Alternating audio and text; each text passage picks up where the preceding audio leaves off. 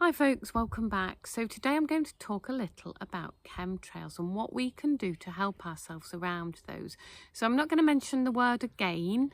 I will refer to them as the lines in the sky. I think we all know what I'm alluding to here, but because of censorship I have to call them the lines in the sky.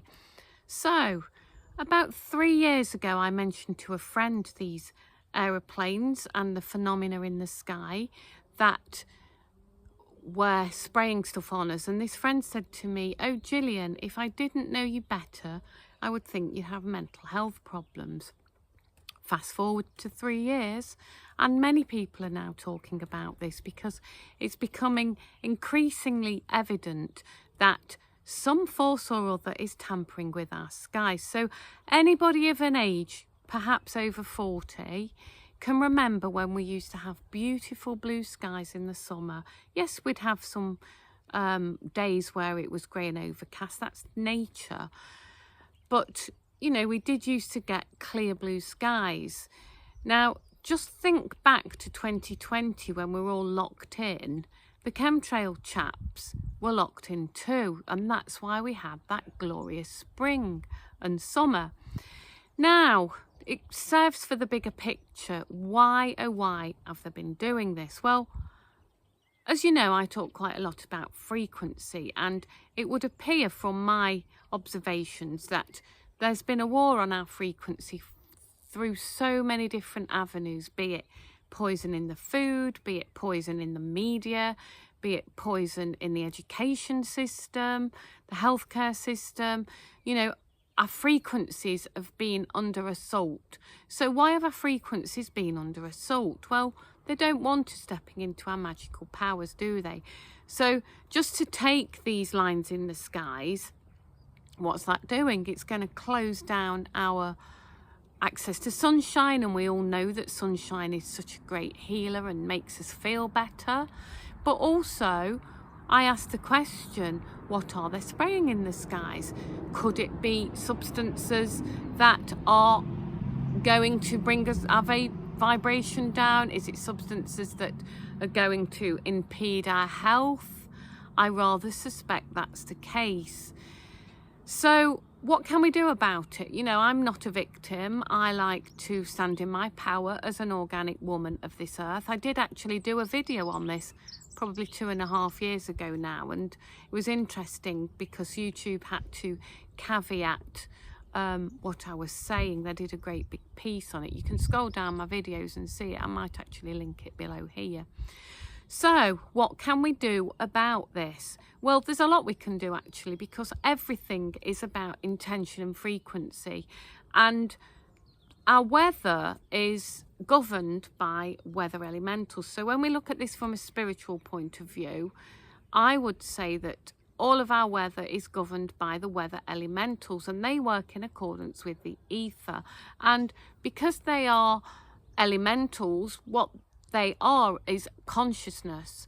So they are consciousness, just like you and me. They are consciousness, divine consciousness actually, but they don't have free will. They are programmable.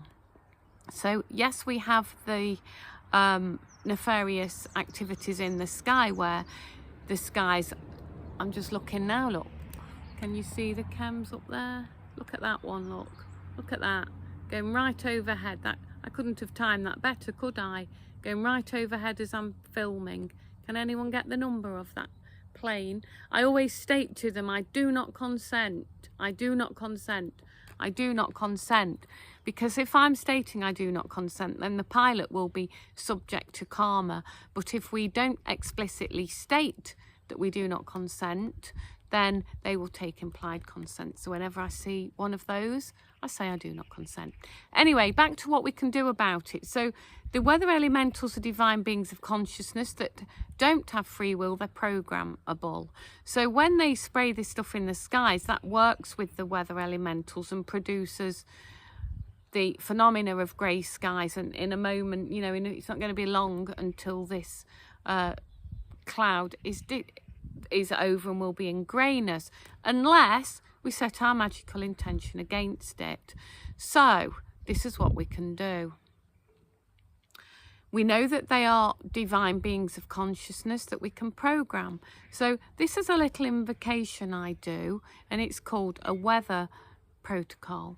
So I would say something like, Great Spirit, divine light of source, I give thanks to the weather elementals and all their important work that they do.